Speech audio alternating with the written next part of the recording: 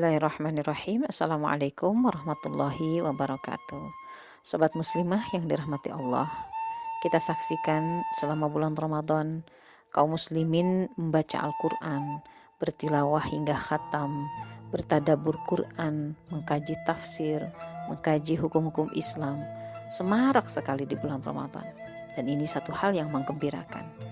Namun berpuluh-puluh tahun seperti ini dilakukan oleh kaum muslimin tidak kunjung menjadikan umat Islam menjadi umat yang paling disegani di seluruh dunia. Tidak kunjung menjadikan umat Islam menjadi umat yang paling maju, bahkan sampai menjadi penguasa dunia. Padahal dulu kaum muslimin di masa Rasulullah, para sahabat awalnya adalah masyarakat yang jahiliyah. Mereka tidak mengenal adab, tapi kemudian Rasulullah Shallallahu Alaihi Wasallam membawa Al-Quran yang diturunkan dari Allah Subhanahu Wa Taala dan kemudian menjadikan para sahabat 180 derajat berubah total dari jahiliyah menjadi masyarakat yang Islami.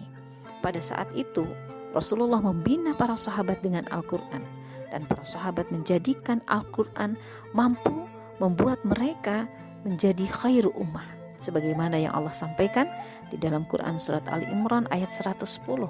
Kuntum khairu ummah ukhrijat linnas ta'muruna bil ma'ruf wa tanhauna 'anil munkar wa tu'minuna billah. Sobat muslimah, kenapa ini bisa terjadi? Pada para sahabat dengan Al-Quran mereka menjadi khairu ummah.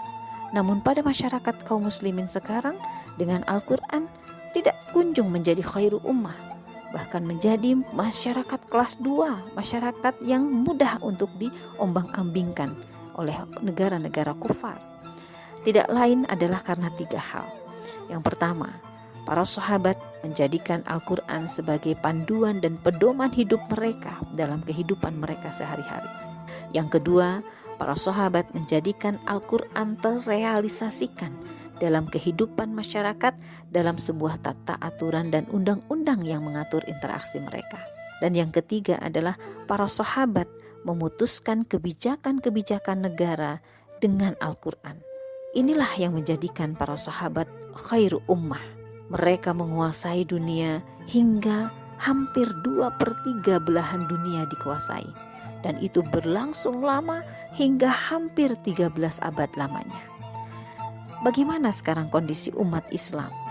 Bagaimana menjadikan mereka dengan Al-Quran kembali menjadi khairu ummah, kembali menguasai dunia, kembali mewujudkan kehidupan dunia yang tentram, yang memberikan ketenangan. Bahkan setiap negeri kaum muslim pada saat itu menjadi baldatun thayyibatun wa rabbun ghafur, negeri yang baik penuh dengan kebaikan dan mendapatkan ampunan Allah Subhanahu wa Ta'ala.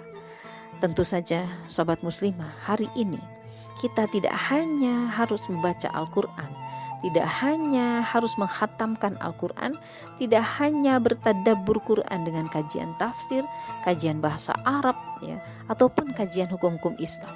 Tidak cukup, tapi juga kita harus memperjuangkan agar semua apa yang ada dalam Al-Quran bisa terrealisasikan dalam kehidupan kita, dalam kehidupan bermasyarakat dan bernegara. Kita juga harus memperjuangkan bagaimana caranya agar hukum-hukum Islam itu dilaksanakan dan dijadikan pedoman di dalam undang-undang sebuah negara. Inilah yang Rasulullah contohkan kepada kita, di mana Rasulullah menjadikan Al-Quran sebagai landasan dalam bernegara. Negara yang seperti apa yang bisa menjadikan Al-Quran sebagai landasan? Tentu negara yang menganut akidah Islam, negara yang komitmen terhadap penerapan hukum-hukum Islam. Dialah negara khilafah Islam. Kita siapkan semua potensi yang Allah berikan kepada kita untuk memperjuangkan ini. Allahu a'lam bishawab, billahi fisabilil haq. Assalamualaikum warahmatullahi wabarakatuh.